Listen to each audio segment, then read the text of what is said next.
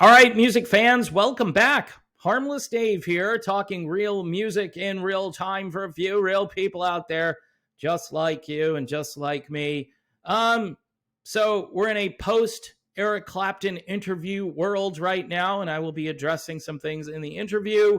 I'm sure the media is going to have fun with that interview, or they might just ignore it. I think I did an interview with Eric, and I don't think any of the normal, I don't know if there are any normal rock publications, but the usual suspects just pretended it didn't happen. So, yeah, and the fact that the algorithm is not going to be my friend, even though Eric doesn't do a lot of interviews. And when he does one, it should kind of be big news. None of that really matters. So the best thing for them to do is probably ignore it. Although I'm sure they're going to hone in on some of Eric's statements about Robert F. Kennedy Jr. And they're going to wonder, does that guy believe the same thing that Eric believes? And maybe that's why he has him on the channel.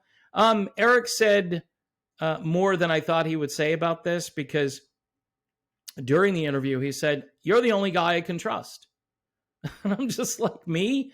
But that's how bad it was, folks. Back in 2021, Eric Clapton, trying to make a living, says, "Okay, I'll do your stupid protocol." I did it once, and then I did it a second time. And I have to explain this to people because the media convinced everybody through what they call gaslighting, right? That Eric just didn't want to get with the program. He didn't want to do it at all. And he needs to be a cheerleader like, I don't know, Brian May from Queen. Brian May is just, I'm sorry, he's a great guitarist, but man, does he just go in with the establishment on every single topic. And that's how you play the game, though. You want to get exposure. You want people to have you on their show. And all of that is contingent upon your ability to just go along. And, you know, after 2020 and 2021, we started living in 1984. And that subsided a little bit, but apparently it's coming back. I hear this fall, we're going to have a return of 1984. And the new normal, folks, is never going away. So Eric Clapton, who did the protocol twice because he wanted to go out and play gigs, and he had a band, and he had roadies, and he had a whole bunch of people who were going to earn a living because he could go out there. He was basically stopped almost at every turn. He didn't want these stadiums, these venues using the QR code mechanism. You know, imagine like all of your information is on this and you're giving it. You're just giving it out. Medical information. Does that sound right? I don't care. I don't want to hear about the greater good because, again, that's 1984. Do it for the greater good. No, it's none of your business what I'm doing. Well, you're putting everybody at risk. Okay, so if you go, and this is, again, for the 1 millionth time, if you think this is the magic potion and you consume it, and then I don't, then I'm the one that has the problem, not you, by your logic. And I never understood this. I never understood, well, you're not willing because we need to get to herd immunity. Okay, well, if I get this and then I get over it, or say this is lethal, I've made my choice, right? I'm either dead or I get through it, and then there's this thing called natural immunity. No, that doesn't exist anymore, Dave. That used to be a thing, but it's not a thing anymore. So you have to wait for Pfizer. Pfizer has the products for you. And once you take them, you're going to be fine for a few months. And then you're going to have to get an updated one, you know, because these things, they morph and they mutate. And the mutations, you know, they're ahead. You know what's really funny? How do they know ahead of time how something is going to mutate? How do they know ahead of time? And then how do they know to tweak their magic formula for that mutation ahead of time? Can someone explain that to me, how that works? Nobody even talks about, well, you know, it's good for all of the different mutations. Well, how do you know that? How can you test for that? And typically, you're supposed to test for years. But if this is so fast moving and changing, there's no way for you to do that. There's no plausible way. They didn't do it the first time. So how are they doing it now? Bottom line is Clapton didn't want to play their game after doing it twice. The media convinced everybody that Clapton wouldn't do it at all. And that's not true. And I keep saying that. And by the way, I was the only one, me, little old me, small number of subscribers, also little old me, somebody who is shadow banned basically right now, telling the entire world that this guy is being mistreated by the media. And then they started piling on accusations that Eric Clapton is a certain type of person, dating back to like I don't even want to entertain it. But if you've been keeping up with those headlines, they made Eric Clapton into a monster. He was a monster. And people would go into chat rooms and say, I used to own all these Eric Clapton albums and I just had to get rid of them all. It's rubbish. That 24 Nights, it's rubbish. Really? Okay, well, just got re-released and it doesn't sound like rubbish. It sounds really good. See, this is crazy stuff. And then, of course, he got unfriended by certain people in the business who just couldn't, they didn't like his answers to these questions. Eric Clapton, if he's in a conversation with you, he's probably the smarter person in the conversation. All right. When I talk to him, I'm like, this guy is way above my pay grade. I hope I don't say anything stupid. I'll send messages. I'll make typos. I'm like, oh, crap. It's Eric Clapton. I'm thinking it's Professor Clapton. I better proofread my message before I send it. But, I'm having trouble in my old age typing. And so every so often I mess up and I go, dang it, I wish I could have, seen that mistake before I sent it. Eric Clapton is smarter than you. Jolyn Turner is smarter than you. Ted Nugent is smarter than you. Okay? You can go toe-to-toe with any of these people, and they've got answers to questions. And they are very solid and well thought out in their belief system. So when the media comes along and they do the cut and paste journalism, well, Eric Clapton said this back in 1975. Okay, so people say things 30, 40, 50 years ago, and you're going to basically condemn them for something they said a long time ago. And then they surround themselves with a certain type of musician, and those musicians still support him, and they don't seem to think that that's kind of weird based on their presumption of guilt that, like, for instance, Nathan East would still be hanging out with Eric Clapton. And that's kind of weird, right? You would think that Nathan East would hit the road. Robert Cray hit the road, but Nathan East decided that he was going to, one of the greatest musicians ever, Nathan East. I mean, shut up, right? Just, it's not about shredding. Well, I know he plays bass, right? But these are quality musicians that Clapton has in his midst. And it's depressing for me as somebody who grew up listening to this on the tail end, back in the 80s for the most part, and into the 90s. And then all of this new material that Clapton has put out there, very similar to the 90s material in some ways, musically speaking, and a little bit too thought-provoking, a little bit too controversial, wondering about the heart of a child. That's just because he's some kind of conspiracy theorist. Is that what he is? Did he go watch the Sound of Freedom movie?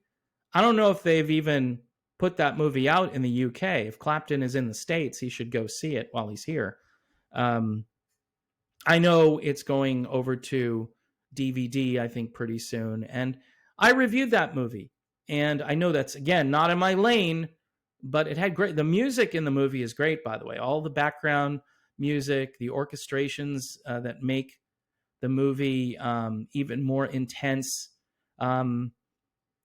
I loved that entire production, and the message, of course, is very important. But people think that you're some kind of QAnon wackadoodle, right? If you went to the Sound of Freedom and you cried and you were upset, and that's some kind of manipulation, and it's great for right wing dads or something like that. You read these reviews and you're like, it's for anybody who has a soul, okay? That's what the movie is made for people who have a soul. And Clapton's music lately has been geared toward people who have a soul, who have a conscience. And this isn't about shredding, have somebody on, Dave, who shreds. No, I want to have somebody on who I can have a real conversation with. And you may shred, and I had a guy on last week who can play guitar great and writes great songs, and nobody knows that much about him. His name is Mark Lanou, and you can go watch that interview, but nobody watched it. And I told him, nobody's going to watch this. Nobody's going to watch it. They don't care. They don't care about what's going on in the world. I know some people just want to escape. They want to get away from everything. And then some people just have their head in the sand. And so, I've tried to make this channel the last couple of years more about the reality that is going on, that also seeps into the music world. When you've got musicians telling you that you need to do the protocol and to screw your freedom and all that fun stuff, that worries me, because rock and roll used to have a streak of rebellion and questioning the man, don't trust anyone over 30, all of those slogans. Some of those things were a little goofy, but some of them proved to be true. And now that we have business and government colluding, you want to talk about collusion, who can you trust? You have to see who's helping out who, before they used to forbid that kind of thing, but now it's just out in the open.